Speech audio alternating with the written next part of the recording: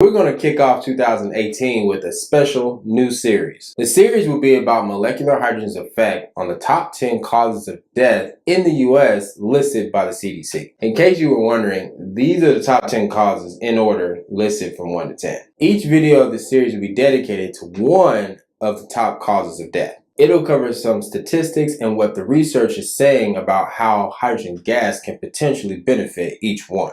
Obviously, hydrogen may help each one in different ways, and we will discuss some of those ways in some depth. We will release each video going from 1 to 10, starting with heart disease and ending with suicide. We're very excited about this series and being able to shed some light on the potential of hydrogen for some very real issues and needs. Join us for the ride and share with some of your friends along the way. You never know whose lives these videos will touch and what good we may do for this country by spreading this series. Approximately every 12 minutes, someone in the U.S. commits suicide. Over 44,000 people in the U.S. died from suicide each year. In 2016, 9.8 million American adults seriously thought about suicide. 2.8 million made a plan, and 1.3 million attempted suicide.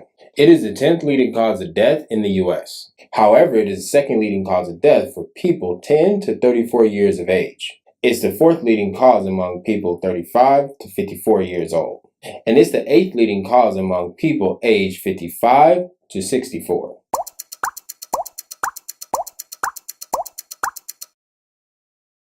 Suicide is a major worldwide public health problem. It's reported to be more prevalent in regions with advanced healthcare systems. Worldwide, nearly 1 million lives are lost each year to suicide. And between 3 to 5% of adults attempt suicide at least once in their lives. There is not a single risk factor that is sufficient to predict suicide. A previous suicide attempt is a major risk factor for a future suicide attempt, resulting in a 30 to 40 time increased risk of death by suicide compared to those who did not make a first attempt. Affective disorders, substance misuse, anxiety disorders, certain personality disorders, and psychotic disorders are all established risk factors for suicide attempts. There are also some common factors that have held associations with suicide attempts. These include childhood trauma, genetic factors, hopelessness, irritability, pessimism, neuroticism, impulsivity, self-criticism, self-blame, no religious affiliation, and poor social support, just to name a few. The relationship between suicide and psychiatric disorders is an important issue.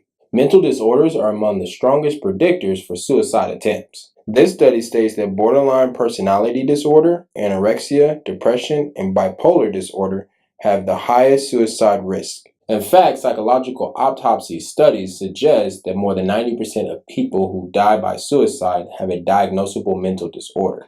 So obviously, the cause of death by suicide is not a disease that can be treated by hydrogen. There are many factors involved in why someone would want to take their own life. Because of this, we're going to focus this video on mental illness and look into how hydrogen can potentially benefit certain mental illnesses, and in doing so, have the potential to decrease the risk of suicide. Before we get started with the specific mental illnesses, first, let's go over one common way hydrogen can potentially help. Our research found that oxidative stress and inflammation are common among many of these illnesses. So let's see how hydrogen can be a benefit in this way. Then when it's mentioned in other topics, we will already have laid the groundwork of how hydrogen can help. So why is talking about oxidative stress and inflammation so important when discussing this topic? Well, to quote this study, the brain with its high oxygen consumption and lipid-rich environment is considered highly susceptible to oxidative stress and redox imbalance. Therefore, the fact that oxidative stress is implicated in several mental disorders, including depression, anxiety disorders, schizophrenia, and bipolar disorder, is not surprising. Oxidative stress results from a breakdown in homeostasis between ROS and antioxidants. Emerging evidence here suggests that neuroinflammation and oxidative stress may be a major contributor to major depressive disorder. In fact, patients with this disorder show an increased expression in inflammatory and oxidative stress biomarkers. Neuroinflammation is also related to fatigue, mood, anxiety, and sleep. Here it says that oxidative stress has been associated with several diseases which are specific for nervous system impairment, including neurodegenerative diseases and neuropsychiatric diseases such as schizophrenia and major depressive disorder. Chronic oxidative stress and inflammation causes deteriorations in central nervous system function. This study says hydrogen water may be effective in controlling negative emotions by reducing oxidative stress and inflammation in the central nervous system. It goes on to say that daily administration of hydrogen water for 4 weeks may attenuate and prevent the cumulative oxidative stress in the brain. Let's check out a few more powerful quotes concerning this subject. Continuous consumption of hydrogen water reduced oxidative stress in the brain and prevented the stress-induced decline in learning and memory caused by chronic physical restraint in mice, highlighting the potential application of hydrogen in cognitive impairment and stress-related disorders. And here's another one. Our results demonstrate that hydrogen-rich water attenuates stress-induced oxidative stress and neuroinflammation, in turn preventing the development and progression of depressive-like behavior following chronic stress exposure. And another one. Hydrogen-rich water has antidepressive-like effects by inhibiting oxidative stress, inflammation, and apoptosis in the hippocampus and prefrontal cortex. And one more just to drive it home. Increasing evidence suggests that oxidative stress and inflammation in neurons are involved in the pathological manifestation of many neurological and neuropsychiatric disorders. And hydrogen water administration may thus help alleviate the symptoms of these disorders. The first mental illness we will dive into is depression. Clinical depression has been associated with suicidal thoughts, attempts, and deaths. More than 70 to 80% of suicides occur in the context of a depressive disorder. More than 2/3 of the suicide completers and suicide attempters have mostly untreated major depressive episodes at the time of the suicidal act. Major depressive disorder is a prevalent disorder that affects about 350 million people around the world. Classic antidepressants are effective in less than 50% of patients. They are often associated with a wide range of undesirable side effects. Because of this, preventative and therapeutic measures with fewer side effects may have a promising future. Depression is increasingly considered to be a whole body illness. It involves the dysregulation of multiple systems, including the nervous system, the endocrine system, and the immune system. Here we see hydrogen succeeded in suppressing depressive-like behaviors. Here it indicated an antidepressant-like effect of H2 on radiation-induced depression. And here it shows higher depression levels can be mitigated significantly with treatments of H2. To quote this study, hydrogen-rich water significantly attenuated the depressive-like behavior exhibited by the stress group mice, suggesting that the hydrogen-rich water may prevent the development and progression of depressive-like behavior. The study concluded that hydrogen-rich water may be used as a novel, effective, and preventative intervention for depression. Another angle to look at when discussing depression is the hypothalamic pituitary adrenal axis. Over the past 30 years, numerous investigators have noted abnormalities in the HPA axis in people with depression. Evidence with the HPA activation is associated with increased risk of depression relapse and even suicide. Here it says that repeated inhalation of hydrogen gas inhibited hyperactivity of HPA axis. Another study says that the HPA axis dysregulation may play a role in suicidal risk. This study even suggests the possibility that the dysregulation of the HPA axis may be a determinant of violent suicidal behavior in depression. However, it says here that the neuroprotective effects of hydrogen is associated with the regulation of the HPA axis homeostasis. And it also says here that hydrogen was associated with the normalization of the stress-induced HPA axis dysfunction. The next mental illness we will discuss is anxiety. Anxiety is a normal emotional response to a threat or potential threat. When this emotion is inappropriate, extreme, or persistent, it's classified as pathological. Anxiety is implicated in a number of psychiatric disorders, such as depression, panic attacks, phobias, generalized anxiety disorder, obsessive compulsive disorder, and post-traumatic stress disorder. Anxiety disorders affect approximately 28.8% of the U.S. population. It imposes an individual and social burden that amounts to a total cost of $42 billion in 1990 alone.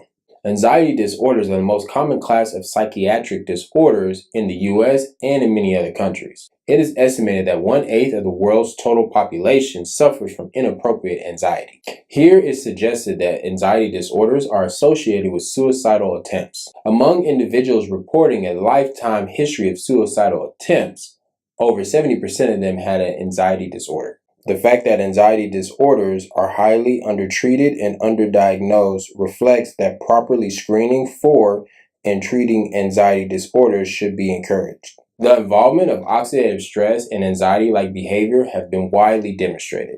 This suggests that a therapy specifically targeting at reducing ROS production will possibly have a beneficial effect in overcoming the oxidative stress and anxiety. And here's where that part I talked about oxidative stress comes in handy.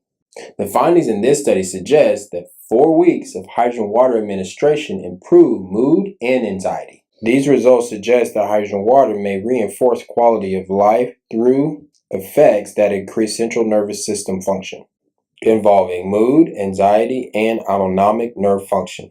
Here we see hydrogen administration attenuated anxiety-like behaviors.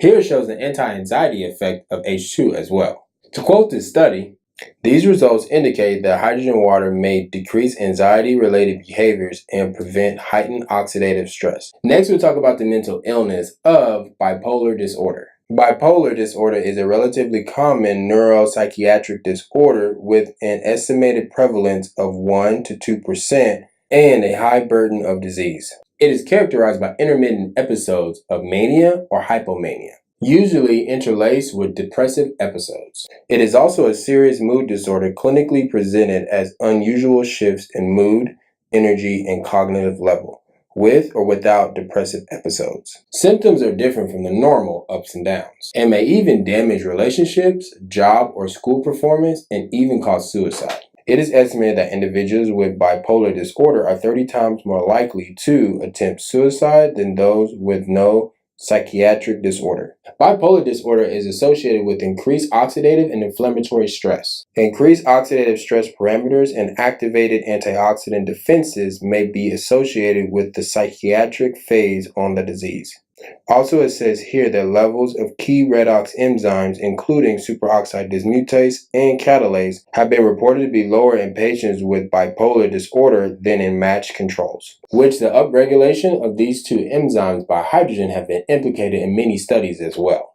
Mitochondrial dysfunction appears to be involved in the development of bipolar disorder. It has been suggested that novel therapeutic agents for treating this disorder should target mitochondrial function.